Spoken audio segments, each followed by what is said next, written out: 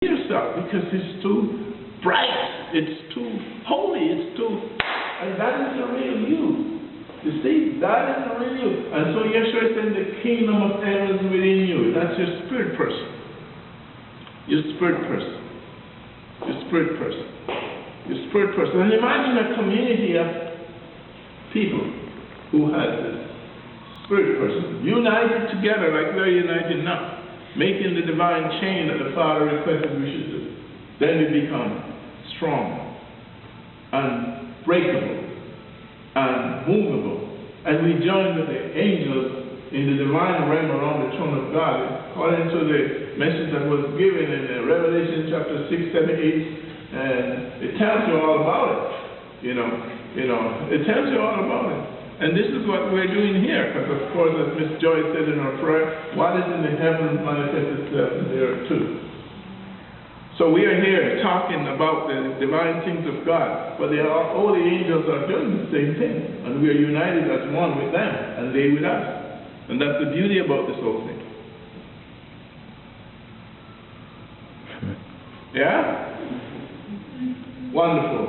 And the beauty of being one is that what I have from the Father, you can have it too. It's not like, oh, it's only for me. No. It's for all of us because we are of the same body. We have the same body. Are we of the same body? Yeah. And can the toe says to the fingers, oh, everything is just for me? No, that's not how it works. What is for one member of the body is for all of the body. And that is how it works. We are one body in Yeshua, one body in Elyons. We are one. And when one member feels pain, the whole member will feel the pain. And when one member feels the joy and the happiness, the whole body, everything will feel it. And that is what it means to be whole. To be whole. To be whole.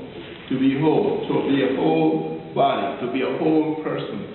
In Yeshua, in Elyons. So, basically, the way to receive all of these blessings that we're talking about, which is really spirit, we're using human language to communicate, to try the best way we can to explain it or describe it, but it's when you experience it, that's when it counts. When you experience it, and somebody else has something similar, and is sharing it with you, it's enough, like yourself, to get up and dance. What was that dance called again, Sil? The dance? When you got here to the church? Yes. Is the Holy Ghost dance? Yes, because Holy Ghost was on with the dance. The Holy Ghost. Because there is a Holy Ghost dance. There is a Holy Ghost dance. When the Holy Ghost comes in your innermost being, and you get a taste of what it is for the Spirit to dance and sing and whatever. Yes, of course. I love that dance too. Yeah, that's a beautiful dance. Yeah. So I'm very thankful for what is happening now in the lives of many people around the world. You guys talk about Facebook. Facebook is really going crazy. There are people all over the world right now as we speak who have joined us in the prayer from 7 to 8. It's becoming worldwide now. And you have ministers with their flocks or with their people who are joining us with the prayer, things like that. And what I found is now is many of the people who are communicating on Facebook, they're using the name Yeshua and Elyons and Yahweh Elyons. Do you notice that? And why is it so good? To me, it is great because there is power in His name. There is power in the name of Yeshua. There is power in the name of Yahweh. There is power in the name of Elyons. There is power in His name. And when evil comes on you, sometimes people are affected by these evil forces, the evil powers. They come upon them and they feel numb, they feel cold, they feel paralyzed, they can't speak because these evil comes on them to harm them. And when you call upon the name of Yeshua, and call upon the name of Elyons, they have to go. They have to go. They have no other choice but to leave. Because there's power in the name. And this is the kind of power that the apostles of Yeshua had 2,000 years ago that is given to us again that we can use against them. The golden key, Yeshua. Try it for yourself. Some people call him Jesus. Yeah, some call him Jesus because that's all they know. But I say to you, knowledge is power. Those who know him as Yeshua has the true name because that was the original name of this Jew man who was called Yeshua. That was his name. And his name had power. Raise the dead, cleanse the leper, heal the sick, cast out devils. You know, in his name he could do anything because there's power in his name. We need to receive that name again within ourselves, not just to read it, because reading it alone doesn't help. It's good to know, but just not by reading alone it doesn't work. But when he puts the name inside of you, that's when you got the power. Because it comes out automatic. You don't have to think it. It just comes right out if any enemy tries to mess with you. That's what we need. The name of Yeshua inside of you.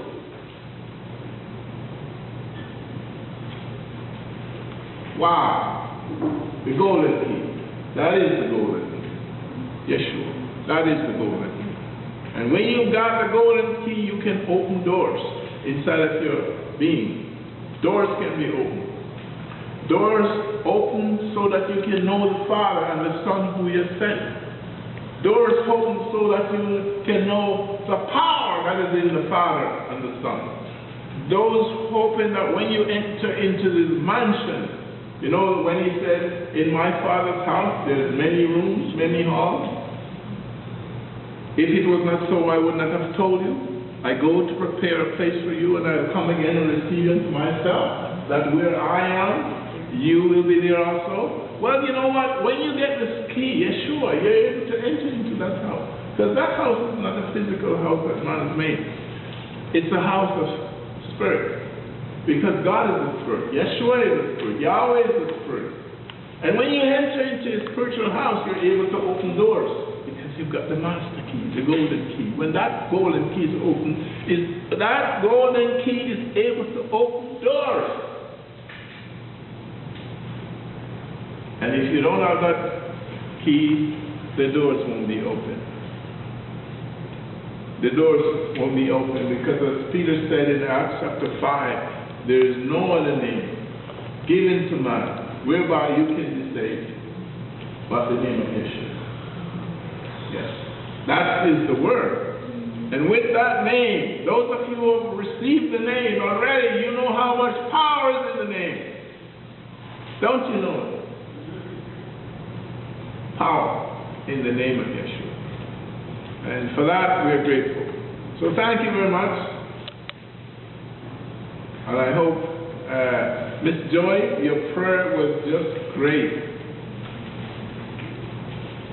And when you pray spirit. You know how some church says, I prayed in the spirit? They are saying, it's spirit that is doing the work. Spirit. Yeshua says, those who worship me should worship me in spirit and in truth. So when you pray in spirit and things happen. If you just pray in words, nothing happens. But when you pray in spirit, something happens. Because the Father said, that Yeshua said, the word that I speak is spirit and life. Spirit and life. When you pray in spirit and life, things happen. And that's the kind of prayer Miss Joy is praying. That's why when she prays, she touches you. When she prays, you feel something. When she prays, even if you can't explain, you know something is going on. Because she's not just reading from a book. She's speaking from her soul, from her spirit. She's speaking word of life and spirit. And it touches you. That's why you're having the experiences you're having. And imagine if we have a few million of people praying like that around the world. Imagine that. Imagine that. Imagine that. There, making the chain of prayer from their heart, from their soul, to the eternal Father, Yahweh, Elyons, and His Son, Yeshua. And they're praying from their heart. When we're praying, they're joined in the circle and we're praying. Imagine the move of God. Imagine how the Father will move. Because prayer changes things. The prayer of saints changes things. When the saints begin to pray, things begin to change.